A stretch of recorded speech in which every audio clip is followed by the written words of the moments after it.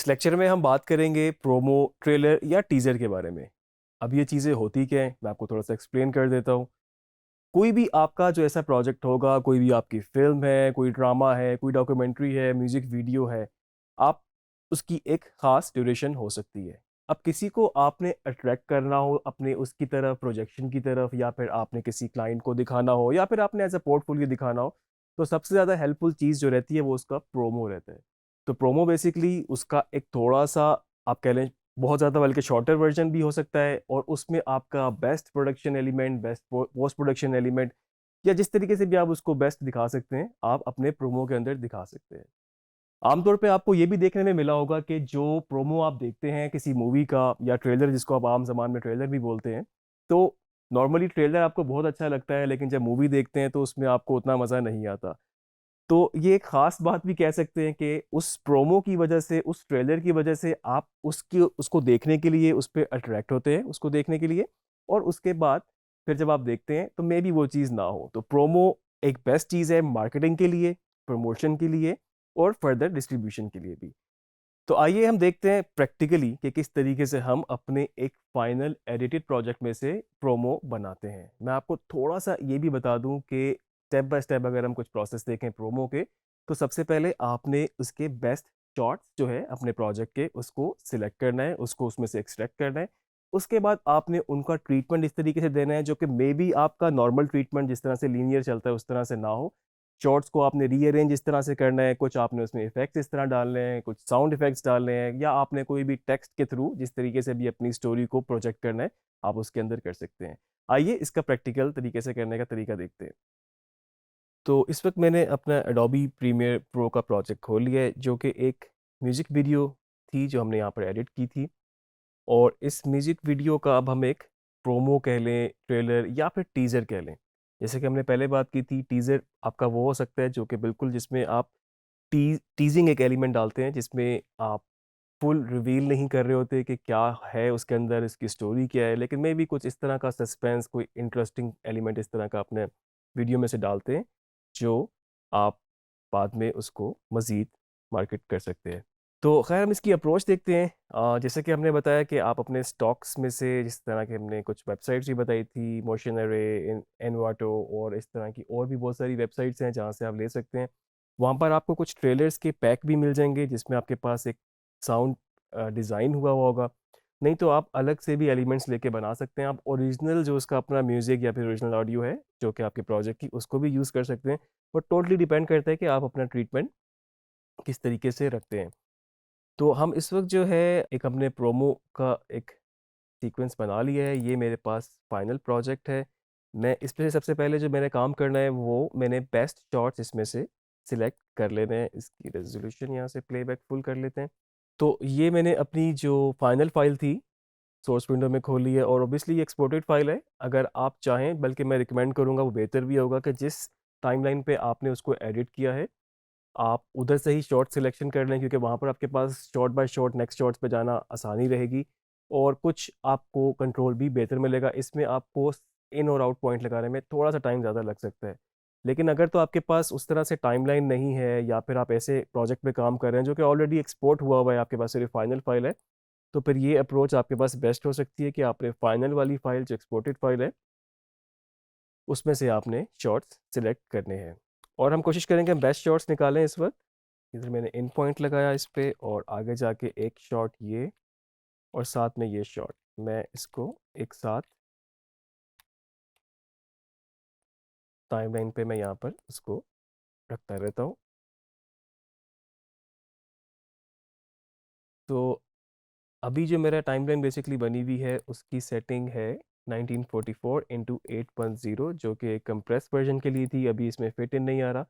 मैं अपने सीक्वेंस को चेंज कर सकता हूँ। सोर्स फाइल जो कि मेरी एक्सपोर्टेड फाइल थी उसको मैं ड्रैग करूँगा न्यू आइटम के टैब में, तो मेरे पास एक नया सीक्वेंस बन जाएगा, और वो बिल्कुल एग्जैक्टली इसकी सेटिंग के हिसाब से होगा जो कि पहले भी हम जिस पे बात कर चुके हैं। लेकिन चलें, आपके लिए अभी हमने ये रिवाइज भी कर दिया है।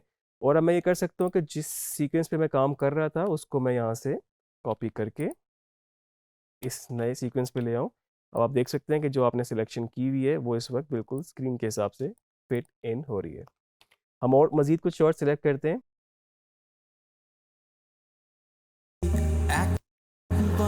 don't know what's inside of it. It's the in me, but I don't give up.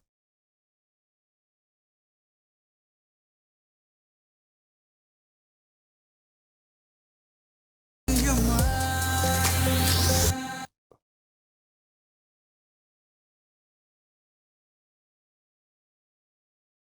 आपने कोशिश करनी है कि जो शॉट्स आपके बेस्ट हो उसको आप सिलेक्ट कर लें और आपने ये भी जहन में रखना है कि अगर आप बिल्कुल इस तरह से टीज़र टाइप बना रहे हैं जिसमें आप रिवील नहीं करना चाहते कोई फेस कोई चीज़ या मेजर स्टोरी को तो उसकी सिलेक्शन भी उस तरह से हो सकती है या आप सिलेक्शन में कर लें उसके बाद आप उनको टाइमलाइन पे रीअरेंज अपने तरीके से कर लें।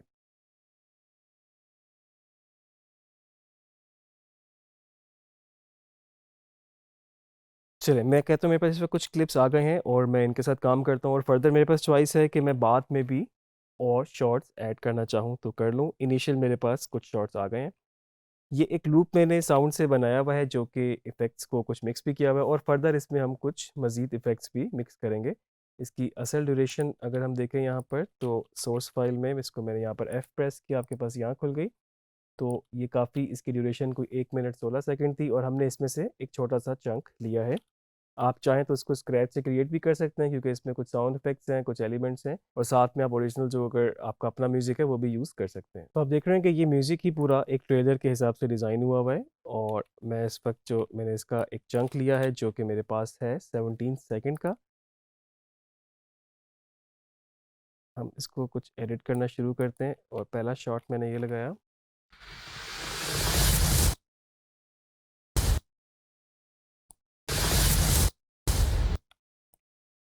और इसको मैं अब जहाँ पर भी चाहूँ एक प्रॉपर रिदम में लाते हुए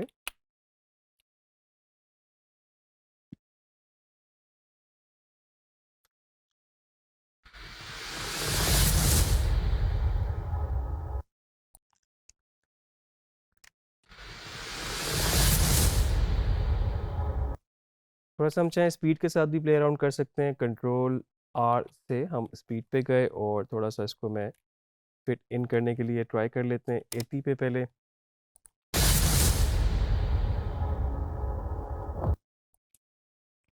अभी हम कोशिश करते हैं एक ड्राफ्ट बना लें उसके बाद फिर हम स्ट्रक्चर पे थोड़ा सा इफेक्ट वाइज काम करेंगे। सेकंड शॉट मैं यहाँ पे ये लगाता हूँ।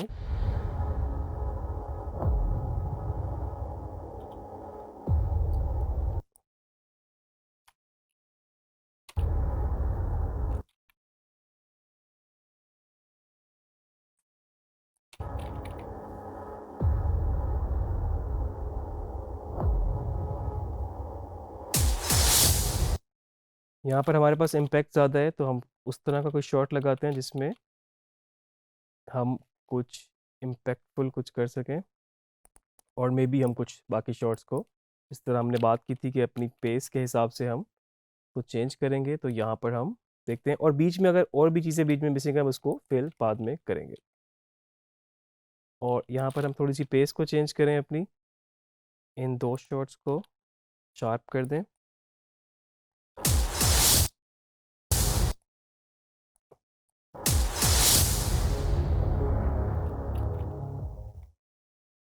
एक दफ़ा हम इसको देखते हैं स्ट्रक्चर को और जिस तरह के इसमें साउंड स्लो इन हो रहा है मे बी हम उसको थोड़ा सा फेड इन फेड आउट का ट्रीटमेंट बना लें।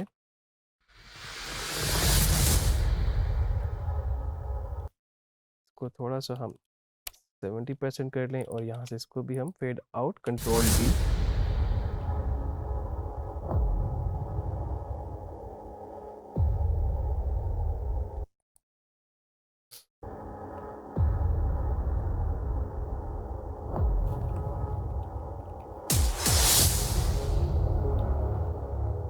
एक शॉट मुझे लगता है हमें यहाँ पर और ऐड करना चाहिए और बाकी उसके अलावा हम ये हमारे पास एक और शॉट ये है इसको हम यहाँ से ड्रैग करके लेके जा सकते हैं।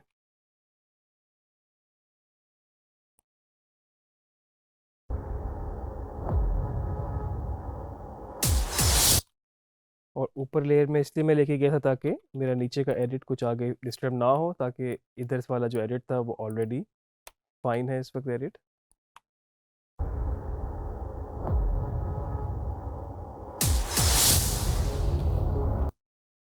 और यहाँ पर भी मैं चाहूँ क्योंकि मेरा ट्रीटमेंट ओवरऑल डिज़ोल्व जैसा चल रहा है।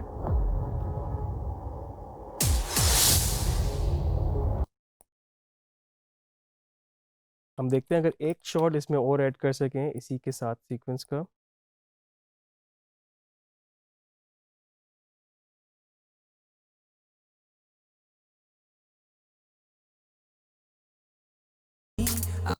I've been out of sight since the time एक शॉट और देखते हैं अगर इसी तरह से क्रिस्प करके हम उसको ऐड कर सकते हैं बिल्कुल ही फास्ट पेस में।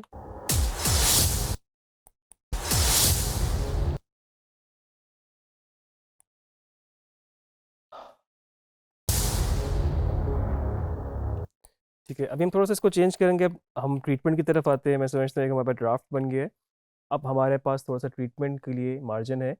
मैं यहाँ से इसको कंट्रोल प्लस करूँगा तो मेरे पास ये टाइमलाइन थोड़ा सा वर्टिकल वीडियो इसका जूम इन हो गया है और मुझे यहाँ पर की फ्रेम की लाइन भी नज़र आ रही है। इसको मैं थोड़ा सा देखता हूँ अगर मैं इसको स्पीड रैंप कर सकूँ, जो कि हम यहाँ से जाके इस छोटे से ये जो एफएक्स का बटन बना होता है इस पर राइट क्लिक करेंगे।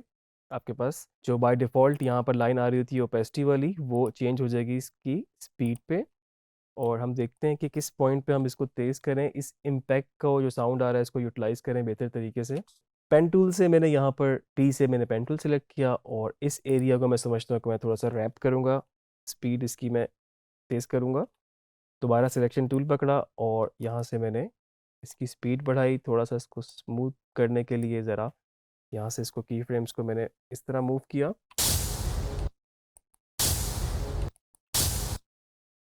और इसको इतना रख के फिर मैं इसको भी मैं थोड़ा सा स्पीड रैंप करूँगा क्योंकि जो इसकी मूवमेंट है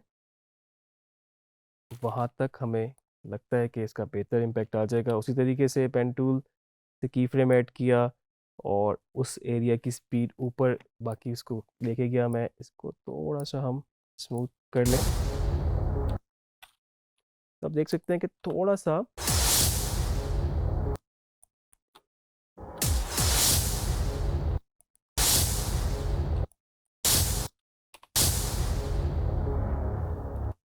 और इसका जो बाद वाला पोर्शन है उसको थोड़ा स्लो करने के लिए मैं इसको टाइमलाइन पे जो आगे मेरे पास लाइन है अपने नॉर्मल सिलेक्शन टूल से नीचे की तरफ लेके जाऊंगा। आप देख रहे हैं आपको परसेंटेज नज़र आ रही है, तो मे बी मैं उसको 50% स्लो कर देता हूँ। थोड़ा सा उसकी एक्चुअल फाइल में डिज़ोल्व है तो इसलिए वो ज़्यादा आपको इम्पैक्ट उसका उस तरह से फील नहीं हो रहा। कोई बात नहीं, इसको हम थोड़ा सा चाहें तो पीछे कर लें और इस एरिया को मुझे लगता है कि हमें थोड़ा सा और बेहतर यूटिलाइज़ करना चाहिए। मैं इस तरफ थोड़े से क्लटर्स ऐड कर देता हूँ या फिर आप कह लें ग्लिच ऐड कर देता हूँ। नॉर्मली आपने देखी भी होंगी और हम पहले भी उसको यूटिलाइज़ करते रहे हैं एज अ ट्रांजिशन के तौर पे हमने ब्लेंड करके देखा था उनको। तो इस वक्त मेरे पास कुछ क्लटर्स मौजूद हैं, मैं उनमें से कुछ सिलेक्ट करता हूँ और हम कुछ ढूंढते हैं इसमें से कि अपना कोई हम इसमें थोड़ा सा इफ़ेक्ट के तौर पे कोई ट्रांजिशन कोई ग्लिच को इसके ऊपर ओवरलैप कर सकें। मे बी हम इसमें से ट्राई करते हैं ग्लिच ट्रांजिशन और मेरे पास कुछ ये ग्लिचेस हैं, आप इसको देख सकते हैं कौन सी हम यूज़ करें। आप इसको हम ट्राई करते हैं इसके ऊपर और आप देख रहे हैं कि ये क्योंकि टाइमलाइन मेरे पास 4K है और ये जो ग्लिच है ये बेसिकली इसकी रेजोल्यूशन कम है। हम इसको थोड़ा सा एडजस्ट कर लेते हैं अपने स्केलिंग के हिसाब से और फर्दर हम इसको क्रॉप कर देंगे।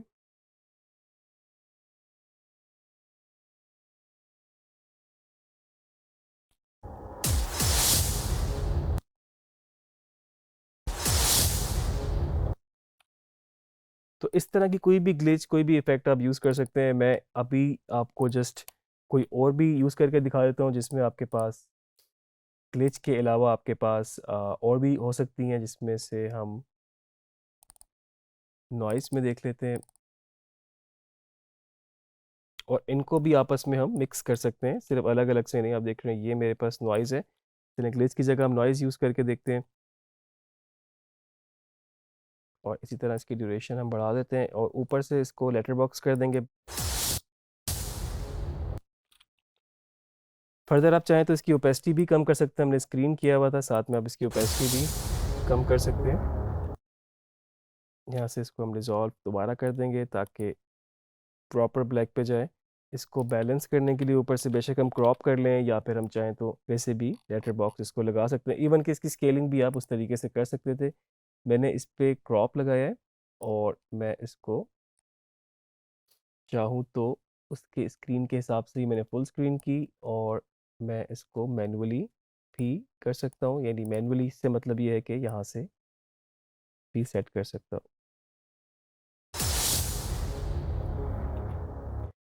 तो ये तो था एक तरीका हमारे पास प्रोमो बनाने का।